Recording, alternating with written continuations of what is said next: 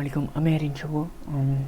তো logo design টিউটোরিয়ালে আবার সবাইকে স্বাগতম। তো চলুন শুরু করে যাব। তো আজ আমরা যেটি করব সেটি করার জন্য আমাদের যা করতে হবে, এখান থেকে আমরা প্রথমে পলিগনাল টুলটি সিলেক্ট করব, মাউসের লেফট বাটনে ক্লিক করে। তো সিলেক্ট করার পরে আমরা আর্টবোর্ডের উপরে একটি ক্লিক করব। ক্লিক করার পরে দেখুন এখানে একটু অপশন আসবে। এখানে আমরা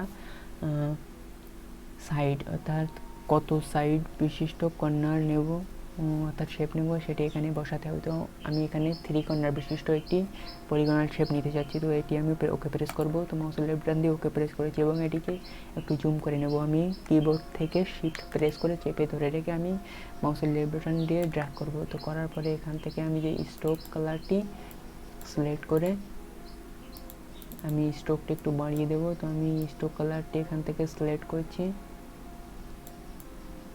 ব্ল্যাক। তো ব্ল্যাক কালার সিলেক্ট করার পরে আমি এখান থেকে স্ট্রোক করে দেবো 10। তো করে দেওয়ার পরে এখান থেকে আমি একটি লাইন টুলটি সিলেক্ট করবো। এখান থেকে লাইন টুলটি সিলেক্ট করার পরে আমি এখান থেকে একটি লাইন ড্র করব।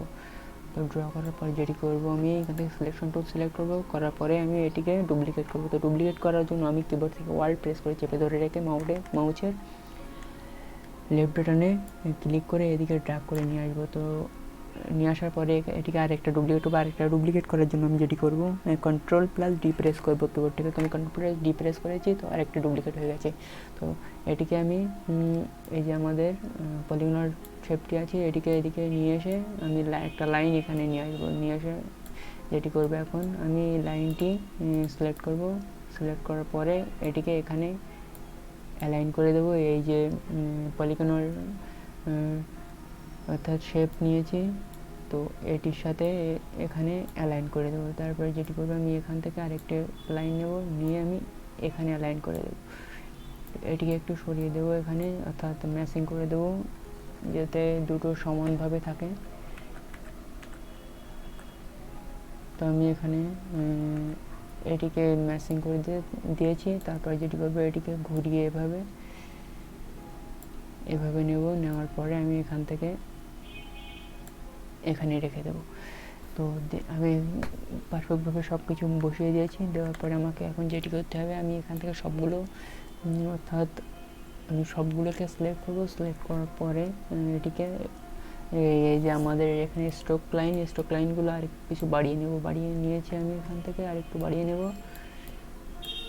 তো এতটুকু রাখতে চাচ্ছি আমি। তো রাখার পরে আমি যেটি করবো, এটিকে আর একটু আমি এদিকে সরিয়ে নিয়ে আসবো এবং এটিকে আর একটু এদিকে সরিয়ে নিয়ে আসবো এবং যে নিচের যে লাইনটা আছে এটিকে একটু উপরে করে দেবো।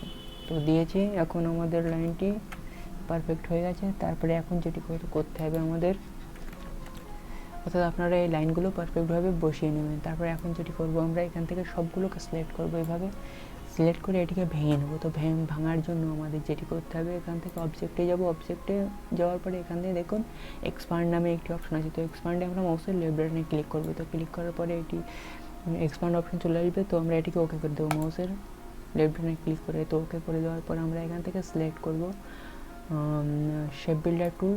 মাউসের লেফট বাটন দিয়ে আমরা শেপ সিলেক্ট করব শেপ বিল্ডার টুলটি। তো সিলেক্ট করার পরে আমরা যেটি করব, কিবোর্ড থেকে অল প্রেস করে চেপে ধরে রেখে আমরা এটিকে কেটে ফেলবো। এভাবে ড্র্যাগ করতে থাকবো। তো ড্র্যাগ করলে এগুলো কেটে যাবে। তারপরে আবারও অল প্রেস করে আমি এটিকে কেটে দেবো। এখান থেকে এটিকে কেটে ফেলব, এটি কাটবো না, আমরা কাটবো এখান থেকে এটিকে কাটবো এবং এখান থেকে এটি কেটে ফেলবো এবং এখান থেকে কাটবো এগুলো